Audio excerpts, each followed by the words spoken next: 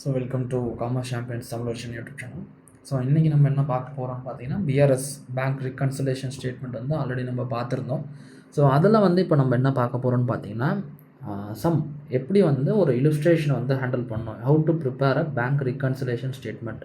So what is bank reconciliation statement அப்படி எதுவும் உங்களுக்கு தெரியணும்னா வீடியோஸ் ஆல்ரெடி நம்ம பண்ணியிருக்கோம்.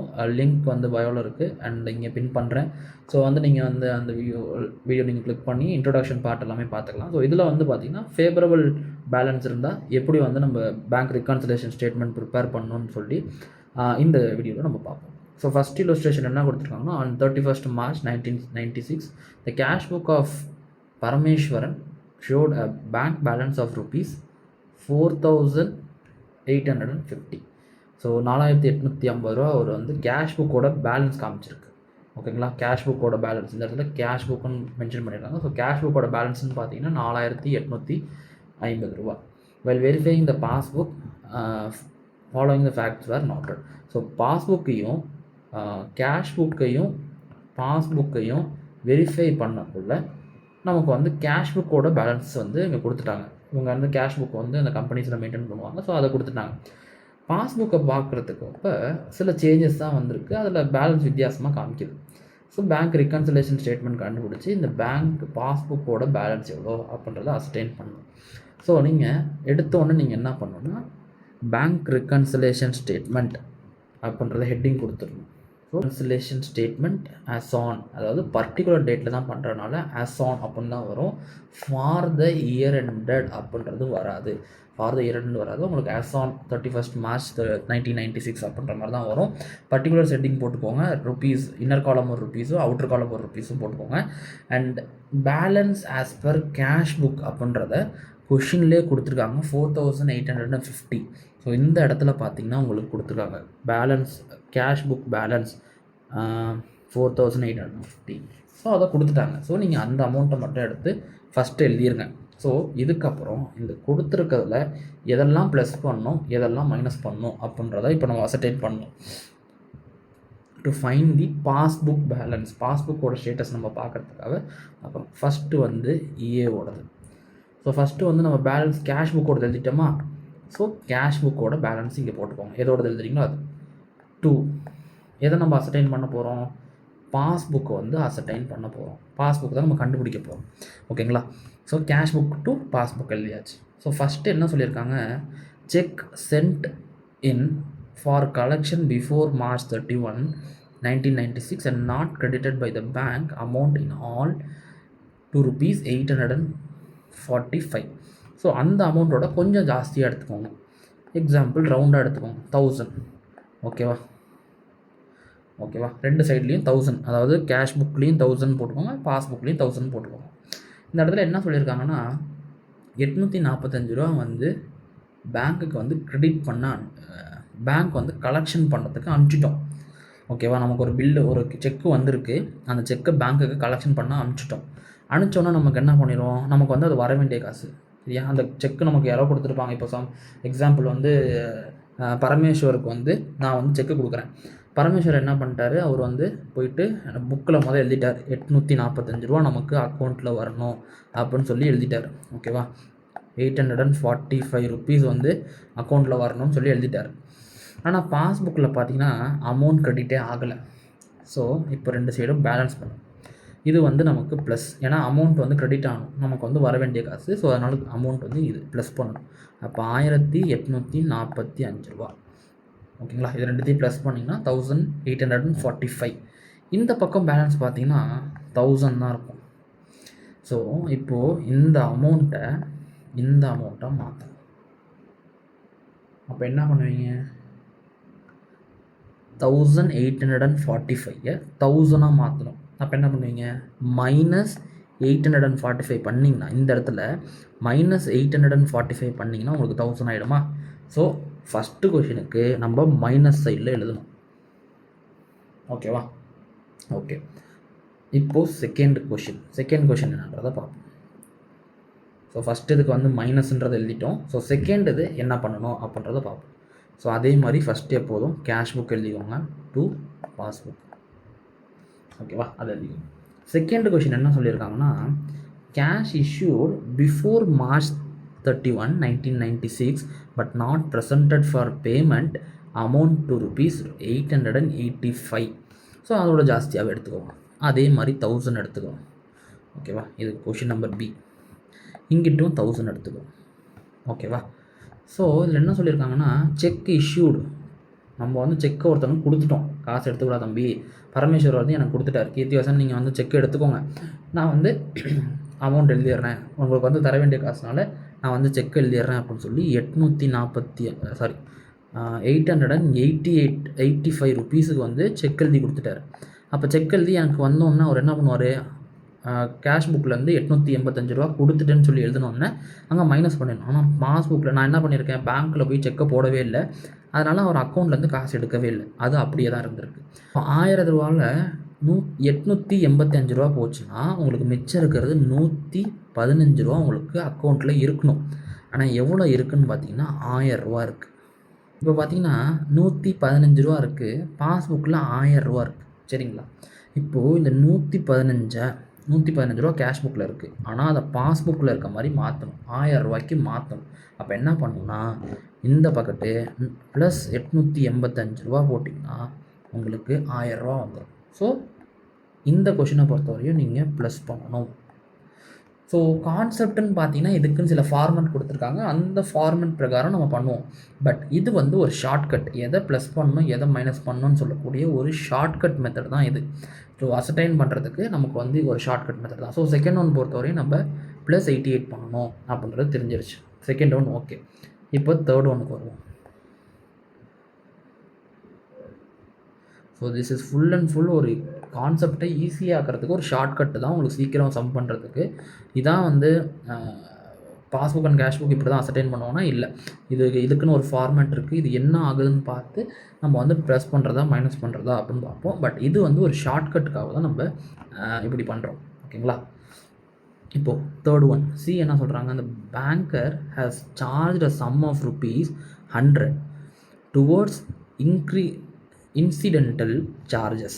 இன்சிடென்டல் சார்ஜஸ்க்காக நமக்கு 1000 ரூபா பேங்கர் வந்து சார்ஜ் பண்ணியிருக்கான், 100 ரூபா சார்ஜ் பண்ணியிருக்கான். இப்போ அதோட அதிகமாக எடுத்துப்போம், 200 ரூபா ரெண்டு பக்கமும் எடுத்துருக்கோம். ஓகேவா? பேங்கர் என்ன பண்ணிட்டான், எனக்கு தெரியாமல் ஒரு 100 ரூபாயை பேங்க்லேருந்து எடுத்துட்டான், சார்ஜஸ்ன்னு சொல்லி அவன் விட்ரா பண்ணிக்கிட்டான். ஆனால் கேஷ் புக்கில் என்ட்ரி போட்டான். எனக்கு தெரிஞ்சால் நான் கேஷ் புக்கில் பரமேஸ்வருக்கு தெரிஞ்சதுன்னா கேஷ் புக்கில் என்ட்ரி பண்ணிடுவார். ஆனால் அவருக்கு தெரில, பேங்க்கில் எடுத்து பார்த்தா 100 ரூபா பிடிச்சிட்டு மிச்சம் அவங்க அக்கௌண்ட்டில் 100 ரூபா தான் இருக்குது. ஆனால் என் கேஷ் புக் என்ன சொல்லுது, அண்ணா உங்கள் அக்கௌண்ட்டில் 200 ரூபா இருக்கணும் தம்பி அப்படின்னு சொல்லுது. ஆனால் பாஸ்புக்கை பிரிண்ட்டு போய் பார்த்தா 100 ரூபா தான் இருக்குது. எங்கடா காசு எடுத்தீங்கன்னு பார்த்தா 100 ரூபா வந்து சார்ஜஸ்க்கு எடுத்திருக்கான். ஓகேவா? அப்போது இந்த பாஸ்புக் பேலன்ஸை கேஷ் புக் பேலன்ஸை பாஸ்புக்காக மாற்றணும். 200 ரூபாயை 100 ரூபாயை மாற்றணும்னா நீங்கள் என்ன பண்ணணும், 100 ரூபாயை மைனஸ் பண்ணணும். 100 ரூபாயை மைனஸ் பண்ணிங்கன்னா இந்த 200 ரூபா 100 ரூபாய் ஆகிடும். ஸோ அப்போ இந்த ஸ்டேட்மெண்ட்டில் என்ன பண்ணணும்னா இந்த 100 வந்து மைனஸ் சைடில் எழுதணும். அதுலேயே இன்னொன்று கொஷின் கொடுத்துருக்கான். ஸோ சிலேயே பார்ட் 2 இருக்குது, 2 பார்ட் கொடுத்துருக்காங்க. ஸோ ரெண்டாவது பார்ட் என்னன்னு பார்ப்போம். ஸோ ரெண்டாவது பார்ட் என்ன சொல்லியிருக்காங்கன்னா, கிரெடிட்டட் இன்ட்ரெஸ்ட் ஆஃப் ₹250. ஸோ இது வந்து ஒரு 300 ரூபா இருக்குன்னு வச்சுக்கோங்க, இதுலேயும் 300 ரூபா இருக்குது. ஸோ ஒரு 250 ரூபா இன்ட்ரெஸ்ட் உங்களுக்கு வந்து போட்டான். சரியா? இது எனக்கு தெரியாது, ஆனால் அக்கௌண்ட்டில் போய் பார்த்தா 250 ரூபா எனக்கு எக்ஸஸாக இருக்குது. இப்போ பார்த்தீங்கன்னா எனக்கு இதில் 550 ரூபா இருக்குது. என்னோட கேஷ் புக் நான் அக்கௌண்ட் மெயின்டைன் பண்ணுறதுல என்ன சொல்லுதுன்னா, உன் அக்கௌண்ட்டில் 300 ரூபா தான் தம்பி இருக்கணும், ஆனால் பேங்க் பாஸ்புக்கை போட்டு பார்த்தா 550 ரூபா இருக்குது. எங்கடா இந்த 250 ரூபா புதுசாக வந்திருக்குன்னு பார்த்தா பேங்க்காரன் இன்ட்ரெஸ்ட் எனக்கு போட்டிருக்கான். தம்பி நீ இத்தனை வருஷமாக 300 ரூபா வச்சுருக்கிற, உனக்கு ஒரு 250 ரூபா இன்ட்ரெஸ்ட் போட்டு விட்றேன்ப்பா அப்படின்னு சொல்லி 250 ரூபா இன்ட்ரெஸ்ட் போட்டோம். இப்போ இந்த 300 ரூபாயை இந்த 550 ரூபாயை மாற்றணும். 300 வந்து 550 மாற்றணும்னா அந்த 200 நீங்கள் ப்ளஸ் பண்ணணும்.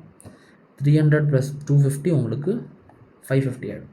அப்போது இந்த இடத்துல கிரெடிட் இன்ட்ரெஸ்ட்டில் நீங்கள் இந்த கிரெடிட் இன்ட்ரெஸ்ட் அப்படின்னு சொல்லி நீங்கள் 250 ஆட் சைடில் போய் எழுதணும். சரியா? ஓகே. அடுத்த சம் இப்போ வந்து டி பார்ப்போம்.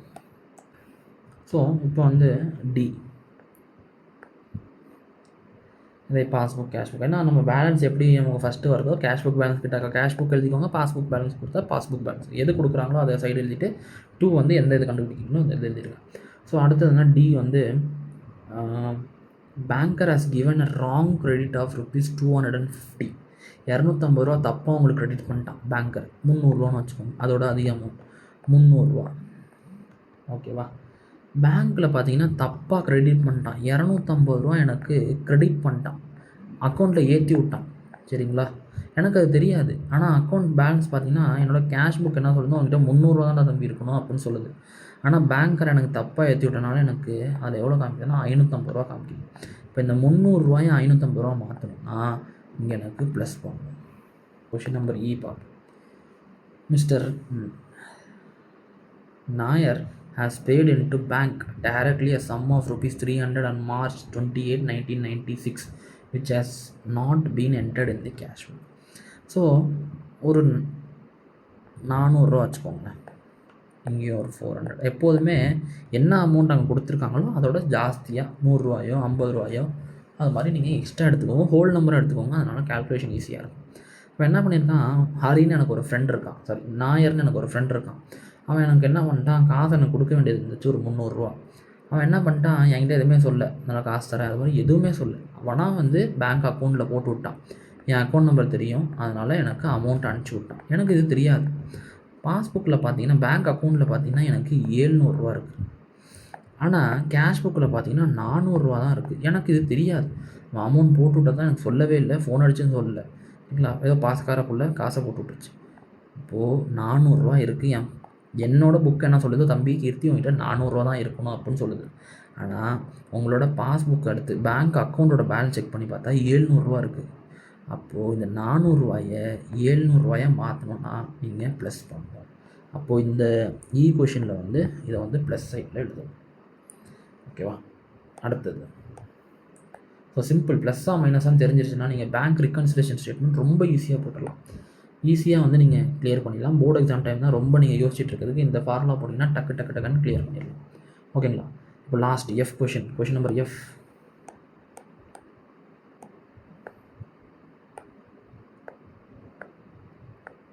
ஓகே, 200 போட்டிருக்காங்க, நம்ம 300 எடுத்துக்கோங்க. அதோட அதிக அமௌண்ட்டாக எடுத்துக்கோங்க, அது ஈஸியாக இருக்கும். Cheque for ₹200 sent for collection and returned unpaid has not been entered in the cash book. அவன் என்ன சொல்லியிருக்கான், 200 ரூபா வந்து கலெக்ஷனுக்காக அனுப்பிச்சிருக்கான். செக்கை வந்து பேங்க்கில் நம்ம போட்டிருக்கோம், ஆனால் அந்த அமௌண்ட்டு பேமெண்ட் பண்ணலை, நமக்கு வந்து திருப்பி அனுப்பிச்சிட்டான். ஆனால் அது கேஷ் புக்கில் வந்து நம்ம என்ட்ரி பண்ணல. ஓகேவா? பேமெண்ட் பண்ணல, ஆனால் திருப்பி அனுப்பிச்சிட்டான். நம்ம செக்கு போட்டதுக்கு வந்து நம்மளோட பாஸ்புக்கில் பார்த்தீங்கன்னா அமௌண்ட்டு டிடெக்ட் ஆகிடும்.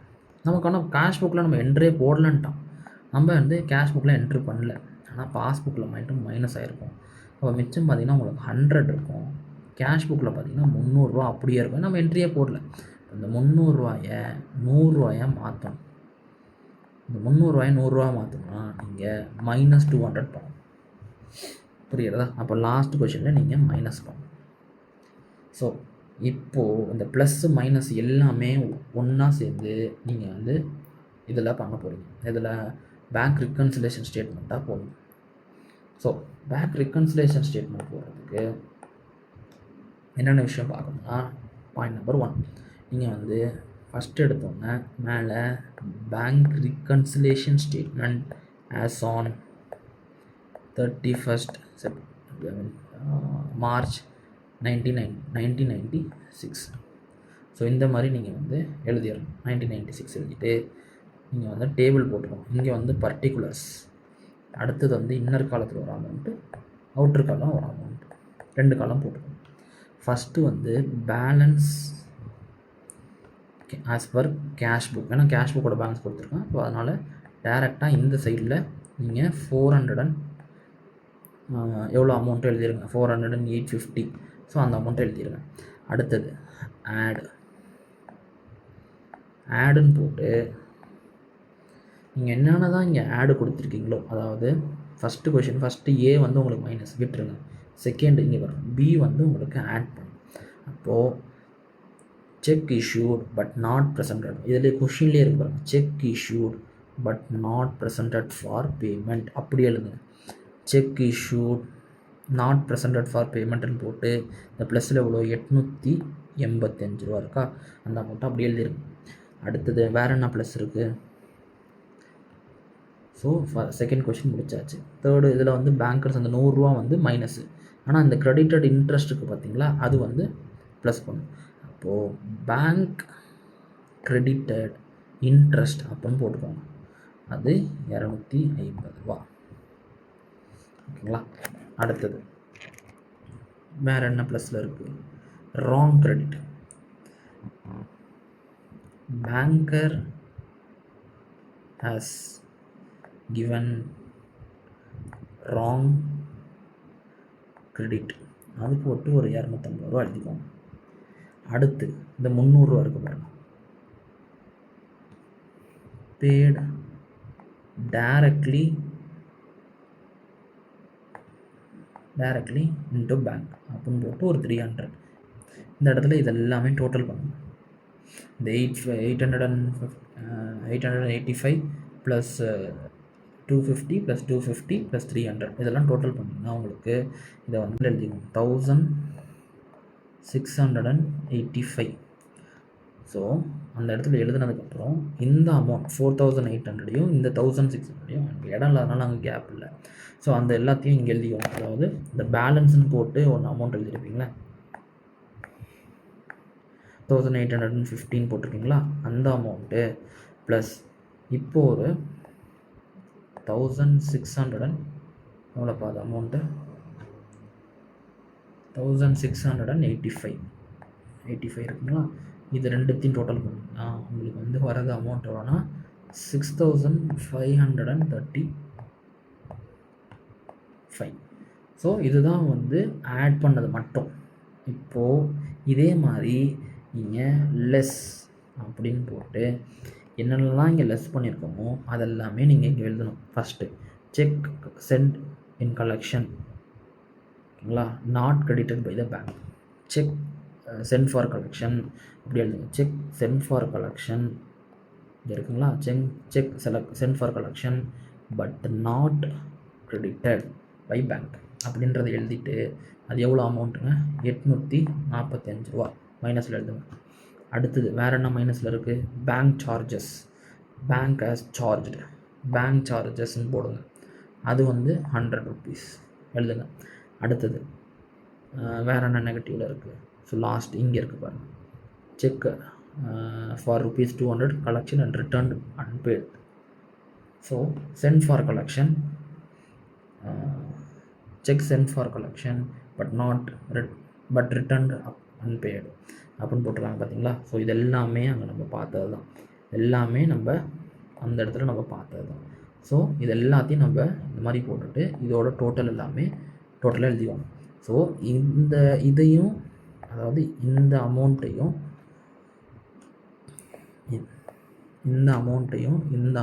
நம்ம ஆட் பண்ணிடுவோம். இங்கே ஒரு டோட்டல் வருதுங்களா, இந்த டோட்டல்லேருந்து இதை மைனஸ் பண்ணிங்கன்னா உங்களுக்கு டோட்டல் ஒரு ஆன்சர் கிடைக்கும். அதாவது 5390, அதுதான் பேலன்ஸ் ஆஸ் பர் பாஸ்புக். இப்போ இந்த பேலன்ஸும் உங்களுக்கு கிடச்சிருக்க அந்த பாஸ்புக் பிரிண்ட் போட்டப்போ உங்களுக்கு வந்த பேலன்ஸும் கரெக்டாக இருக்குன்னா இது கரெக்ட், ஓகேங்களா. அது இல்லை இதை வந்து அசர்டைன் பண்ணி நம்ம சொல்லிடணும். இவ்வளோதான் பேங்க் ரீகன்சிலேஷன் ஸ்டேட்மெண்ட்டு, ஓகேங்களா. இன்னொன்று சம் நம்ம அடுத்த வீடியோவில் கண்டிப்பாக பார்ப்போம். இந்த மாதிரி வீடியோஸ் உங்களுக்கு பிடிச்சிருந்துச்சுன்னா லைக் பண்ணுங்கள். வேறு ஏதாச்சும் சேஞ்சஸ் பண்ணணுன்னா நீங்கள் கமெண்ட் செக்ஷனில் சொல்லுங்கள். அண்டு வேறு எதுவும் சம்ஸ் உங்களுக்கு வேணுன்னா கமெண்டில் பின் பண்ணுங்கள். அண்ட் ஃப்ரெண்ட்ஸுக்கெல்லாம் ஷேர் பண்ணுங்கள். யாராக இருந்தாலும் போர்டு எக்ஸாம்ஸ் இந்த மாதிரி அக்கௌண்ட்ஸ் படிக்கிறாங்க, அக்கௌண்ட்ஸ் கற்றுக்கணும் அப்படின்னு நினைக்கிறவங்களுக்கு இந்த வீடியோஸ் ஷேர் பண்ணுங்கள். அண்ட் சப்ஸ்கிரைப் பண்ணுங்கள், பெல் பட்டன் ஆன் பண்ணிக்கோங்க. தேங்க்யூ ஃபார் வாட்சிங். Thank you so much.